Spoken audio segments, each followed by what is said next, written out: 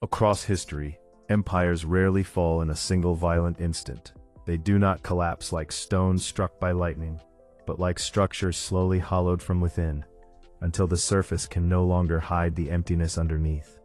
Corruption is not always visible at first glance. It does not announce itself with fire or conquest. Instead, it settles quietly into systems, into routines, into the everyday acceptance of small compromises that feel harmless in isolation. But over time, these compromises accumulate, layer upon layer, until the very foundations of power begin to shift without anyone noticing. And when the moment of failure finally arrives, it often feels sudden to those who are not paying attention. Yet in truth, the collapse had already been unfolding for years, sometimes even generations, in silence. In the great empires of antiquity and the early modern world, stability often created the illusion of permanence. Roads expanded, cities grew, trade flourished, and monuments rose toward the sky as if to declare that the system itself was eternal. Officials believed in the strength of their institutions, soldiers trusted in the authority of their command, and citizens assumed that the order surrounding them would continue indefinitely. But beneath this surface of confidence, another reality was forming. Power, once centralized to ensure efficiency, slowly became a tool of personal advantage. Decisions that once served the collective began to serve individuals, and as long as the visible world remained intact, no one questioned the invisible erosion taking place beneath it. For the average person living within these empires, life appeared structured and predictable.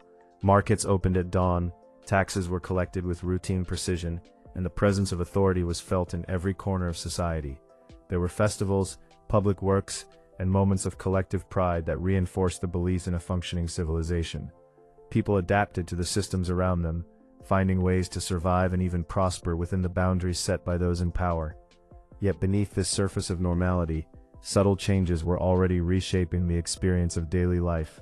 Goods became slightly more expensive, officials slightly more demanding, and justice slightly more uneven. None of these changes seemed catastrophic on their own, but together, they formed the early rhythm of decline.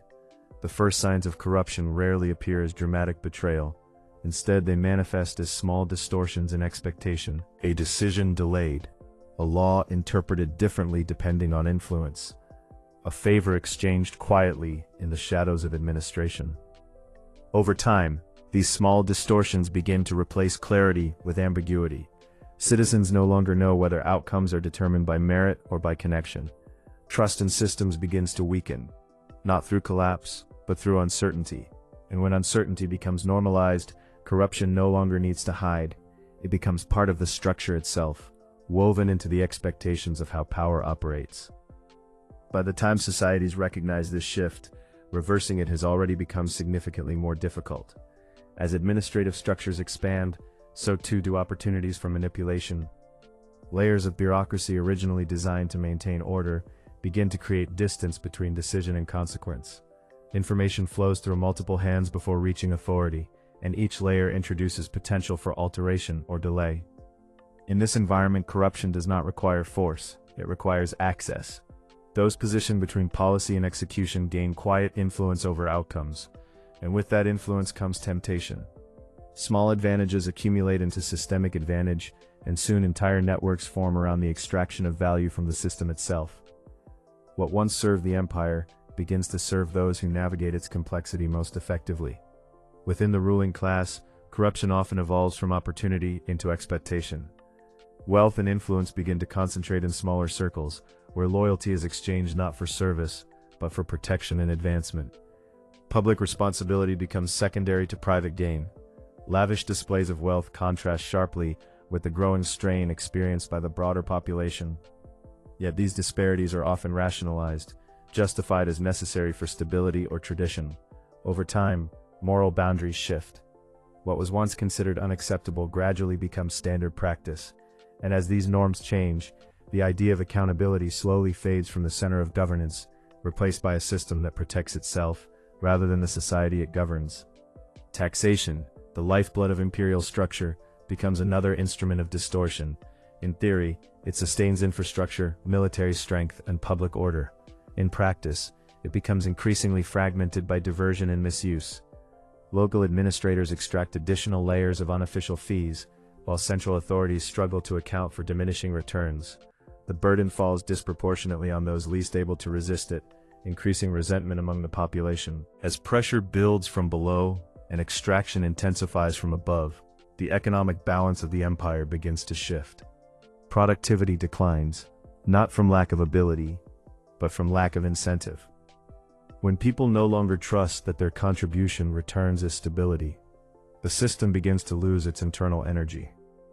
Military structures, often seen as the ultimate safeguard of imperial power, are not immune to this erosion.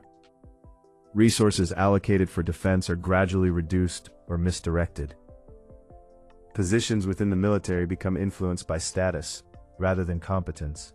Discipline weakens as loyalty becomes transactional. Soldiers begin to sense the same instability affecting civilian institutions, and morale declines accordingly. An army that once symbolized order and expansion slowly transforms into an institution struggling to maintain coherence. And when external threats eventually appear, they encounter a structure already weakened from within, where efficiency has been replaced by internal competition and fragmented command. Information within the empire also becomes a battleground. Reports are altered to satisfy expectations, warnings are softened to avoid panic, and failures are reframed to protect reputations. Over time, leaders begin to operate within a constructed version of reality, shaped not by raw truth, but by filtered interpretation. This distortion creates a dangerous disconnect between perception and condition. Decisions made at the highest levels are based on incomplete or manipulated data, while reality continues to evolve independently.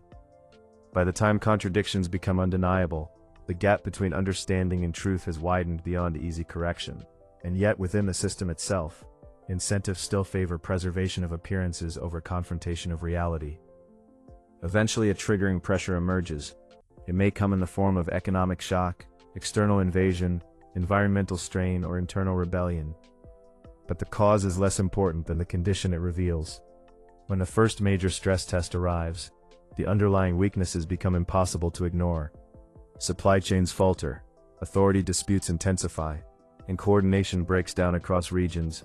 What once appeared stable now reveals itself as fragmented and fragile. The empire does not simply react to crisis, it struggles to recognize itself within it, and in that moment of confusion, the accumulated weight of corruption begins to express itself fully. As systems strain, the population experiences the collapse in real time. Markets empty, public services deteriorate, and safety becomes increasingly uncertain. People adapt quickly, not out of choice, but necessity. Informal networks replace official structures, and survival becomes dependent on local trust rather than centralized authority.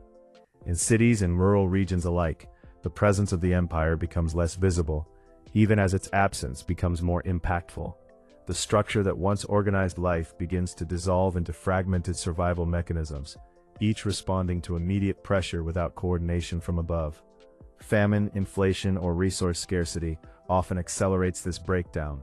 When economic stability erodes, social cohesion follows. Communities begin to compete for limited resources, and cooperation becomes more difficult to sustain. The sense of shared identity that once bound the empire together weakens under pressure.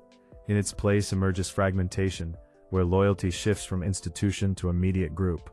The empire still exists in name, but its functional reality has already begun to dissolve, and at this stage, reversal is no longer a matter of reform, but of reconstruction from ruins. As trust collapses, so does legitimacy. Authority is no longer accepted by default, it must be enforced continuously, and even that enforcement becomes less effective over time. Laws remain written, but their enforcement becomes inconsistent. Symbols of power lose their influence as people begin to act outside official structures. What remains of governance struggles to project control over a society that no longer believes in its permanence. The collapse, once invisible, now becomes unmistakable, not as a single moment, but as a cascading sequence of failures that reinforce each other. At the final stage, the empire reaches a point where central coordination can no longer be sustained. Regions operate independently, alliances shift rapidly, and former structures dissolve into new, smaller configurations of power. The idea of a unified system becomes memory rather than reality. What remains is not a dramatic end, but a gradual fading, where the center no longer holds influence over its periphery. Corruption, which once operated quietly within the system, has now fully expressed its consequence, the inability of the system to maintain itself. In the aftermath, new structures eventually emerge, often built from the remnants of what came before. Lessons are remembered, though not always fully understood. Future generations look back at the collapse and attribute it to sudden failures, external pressures, or inevitable decline. But the deeper truth remains embedded in the layers beneath history. That corruption does not destroy empires overnight. It reshapes them slowly, invisibly, until the point where collapse is no longer a possibility, but an outcome already set in motion long before it becomes visible to those living through it.